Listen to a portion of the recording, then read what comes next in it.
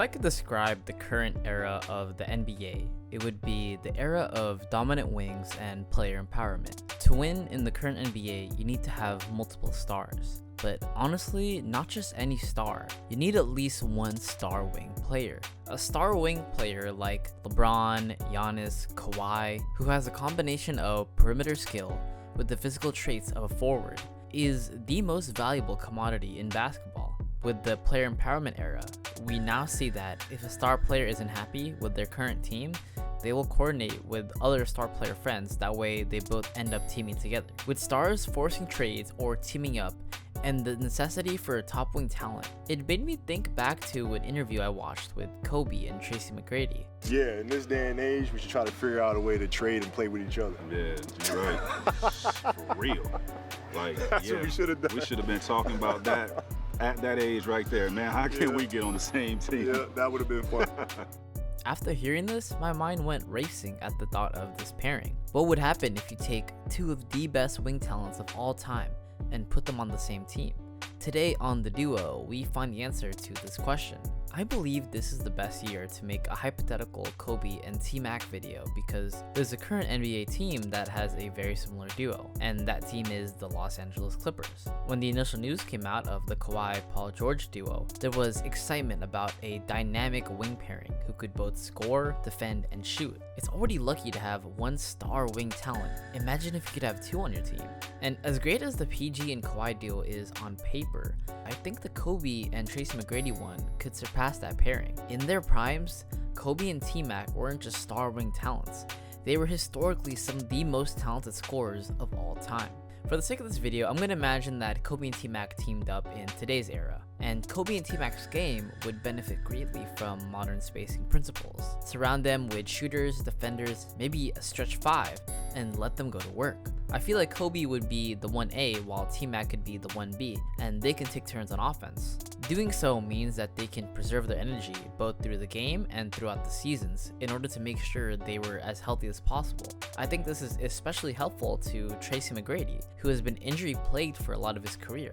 Same thing for Kobe, who was able to prolong his career because of his insane skill, but eventually he became injured just from the sheer amount of minutes he was playing. I can see how some naysayers could argue that their biggest strength could actually be a weakness. Since they're both great ISO scorers, they might focus too much on getting their own numbers instead of synergizing together. However, this can be mitigated if one or both of them develop more of their off-ball and passing skills, which they are both completely capable of. You could run set plays to get TMAC and Kobe to come off screens for open shots, vice versa also for Kobe, with TMAC either on the perimeter or in the post. During his Orlando days, Tracy McGrady averaged 28 points per game, was a 36% three-point shooter, and he averaged 5.2 assists.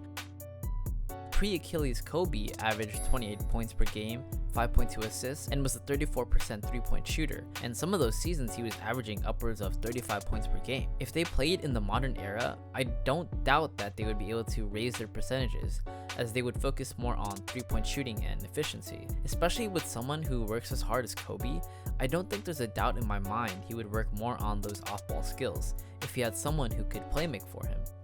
I would also be intrigued by the idea of a Tracy McGrady and Kobe pick and roll. My instinct tells me that current defenses will switch the matchup since their positions are close enough in size, but I could see how they could run pick and pops just to add some variety to their offense. But I think the main danger would be the fact that either Kobe or TMAC would bring in so much pressure on the defense that they would be forced to help or double, meaning you are allowing either Kobe or TMAC to attack an already compromised defense. And not only are they great at isolation, but with their combined skill and athleticism constantly attacking a compromised defense, that would be easy buckets for players of their caliber.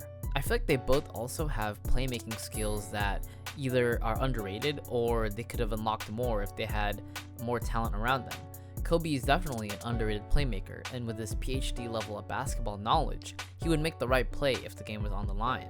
Same thing with TMAC, who is smart enough to be able to pass when the defense collapsed on him.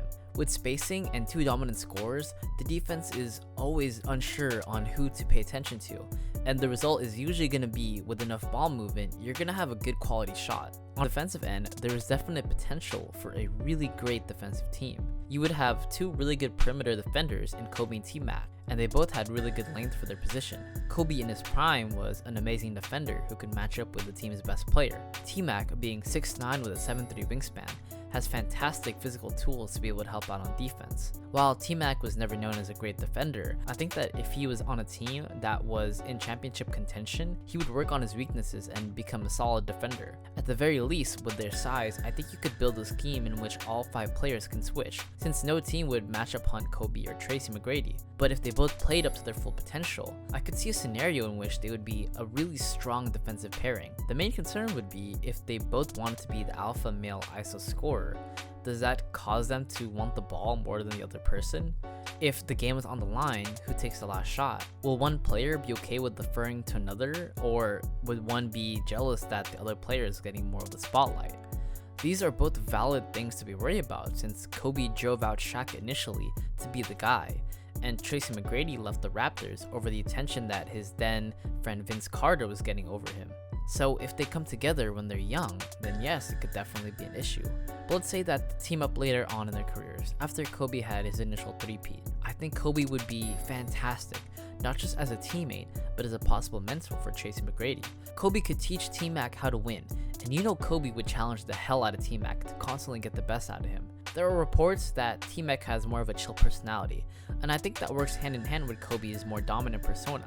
In the Last Dance documentary, the Bulls teammates had mentioned how Michael Jordan was the guy everyone was afraid of, and Pippen was the friendly type, and I think this could be a similar dynamic. With Kobe and Tracy McGrady, you would have two absolute killers on the floor at any time. If either of them committed to learning more off-ball movement, then you would see one of the most potent offensive duos in NBA history. In the postseason, when crucial games are won by who can make difficult shots, who wouldn't want a team with two of the best difficult shot makers of all time? And they also seem like really good friends. If they teamed up, I honestly think that the chemistry would be there. I think a duo with this much offensive talent, if you play shooting and defense around them, I just can't see a scenario in which they aren't constantly challenging for an NBA title. As a fan of Tracy McGrady's game, I believe this pairing would definitely have helped out his lack of playoff success. Throughout his career, he's been unlucky not to play with other great players, either through their injuries or his own injuries. Despite that, he has had some amazing games, and objectively, his talent level was just as good as any scorer out there. With Kobe's help as a teammate, a mentor, and a challenger, I honestly think it would have allowed Tracy McGrady to reach the ceiling of his abilities. The teams of the 2000s should count themselves lucky that these two never played together, because if they did, then there's a good chance they would have been quite the force to be reckoned with. Who else do you think would be a fun duo to think about? Leave a comment saying who else you'd want me to analyze. Thank you for watching, and I'll speak with you soon.